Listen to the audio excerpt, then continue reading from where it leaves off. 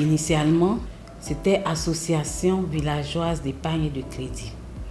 Donc depuis 2022, à la faveur de la mise à échelle nationale des AVEC, Madame la ministre nous a instruit de voir comment est-ce que nous pouvons faire en sorte que les AVEC, donc les initiales AVEC restent, mais que cela ne concerne pas uniquement les villages.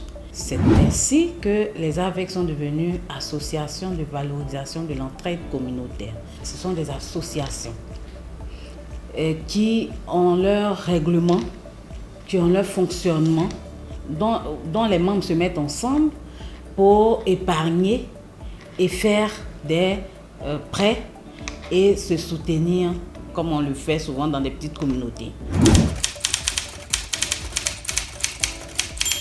Au niveau institutionnel, il faut noter que désormais les AVEC ont un ancrage institutionnel.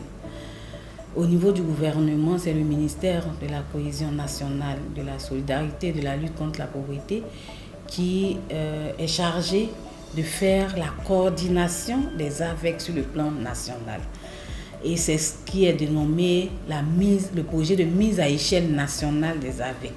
Il s'agit pour le ministère de faire en sorte que toutes les 31 régions de Côte d'Ivoire, plus les 2 districts autonomes, pratiquent les AVEC, étant donné que des études ont montré que les AVEC font partie des stratégies innovantes de réduction de la pauvreté et de l'inclusion sociale. Les tontines, on peut avoir 1000 personnes dans une tontine. Mais pour les AVEC, on a entre 15 et 30 personnes, tout au plus. On ne peut pas avoir plus de 30 personnes dans une AVEC. Ensuite, il y a des statuts et des règlements intérieurs au sein des AVEC, ce qui n'est pas le cas dans les tontines. Les clés de la caisse sont entre les mains de 3 personnes différentes de l'association. Au niveau des tontines, ce n'est pas le cas. Ensuite, dans ce qu'on cotise, là, on a une part pour les prêts, mais on a une part pour la solidarité. Si au sein de l'association, quelqu'un a accouché, il faut bien que l'association puisse marquer sa solidarité. Les membres mènent des activités communautaires génératrices de revenus. Les AVEC étaient destinés de façon implicite aux communautés villageoises. Désormais, les AVEC concernent toutes les populations vulnérables. À ce niveau-là, j'aimerais bien préciser que la vulnérabilité n'est pas seulement que monétaire, n'est pas seulement que financière, mais la vulnérabilité du point de vue social ou du point de vue psychologique. Je prends l'exemple d'un fonctionnaire qui travaille, qui a un salaire régulier, un haut cadre. Il a de l'argent, comme on le dit. Mais il se rend compte qu'il est vulnérable du point de vue de la sociabilité, par exemple. Vous convenez avec moi qu'en allant faire les AVEC, c'est vrai, il y a l'aspect pécunier, mais vous voyez que lui, c'est plus l'aspect social, l'aspect association, l'aspect solidarité qu'il va mettre en avant. Les membres s'identifient par affinité déjà et se mettent entre 15 à 30 personnes et se mettent ensemble pour écrire un texte. Ce que nous appelons règlement intérieur généralement pour les associations. Ils se mettent d'accord donc sur comment ils vont fonctionner dans leur association, dans leur groupe. Et ils se mettent d'accord sur combien ils vont payer.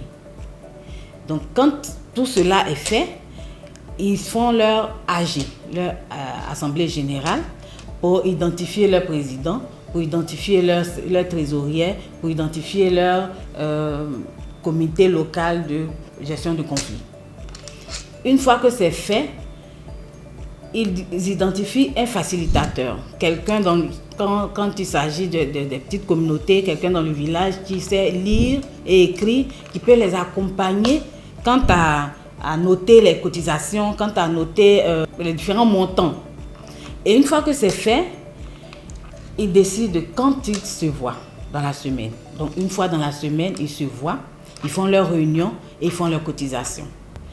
Et les parts se font de 0 à 5. C'est-à-dire que chaque membre ne peut avoir que 5. Enfin, les membres qui souhaiteraient avoir plusieurs parts ne peuvent avoir que 5 parts.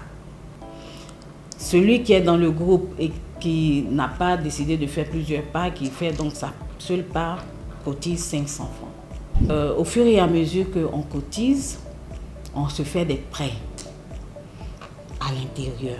Les prêts ne sortent pas à l'extérieur de l'association. Et ces prêts-là, c'est soit pour la solidarité, c'est soit pour créer des AGR, activités génératrices de revenus. Ces AGR peuvent être personnels, comme ça peut être pour le groupe.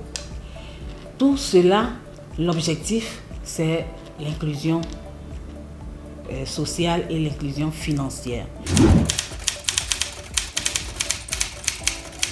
Le ministère de la Cohésion nationale, de la solidarité et de la lutte contre la pauvreté a trouvé judicieux de tisser un partenariat gagnant-gagnant avec CARE pour que CARE puisse nous appuyer techniquement. Étant donné que désormais notre rôle à nous deux, CARE et nous, c'est de faire en sorte que les AVEC soient connus et pratiqués sur toute l'étendue du territoire. Ce travail ne peut pas se faire seul. Mais ensemble, on arrive à coordonner nos efforts de sorte que sur le plan technique, CARE nous appuie pour que les AVEC que nous mettons en place, les nouvelles AVEC donc, que nous mettons en place, soient de bonne qualité, mais aussi que toutes les AVEC qui sont déjà en place depuis puissent bénéficier de renforcement de capacités et rentrer dans la synergie d'action que nous sommes en train de faire. Donc c'est d'abord une collaboration technique. Ensuite, CARE désormais a un interlocuteur au sein du gouvernement, ce qui n'était pas le cas depuis 2006. Nous menons ensemble des réflexions pour le développement des AVEC en Côte d'Ivoire et même faire des partenariats, des collaborations durables avec les structures de l'extérieur.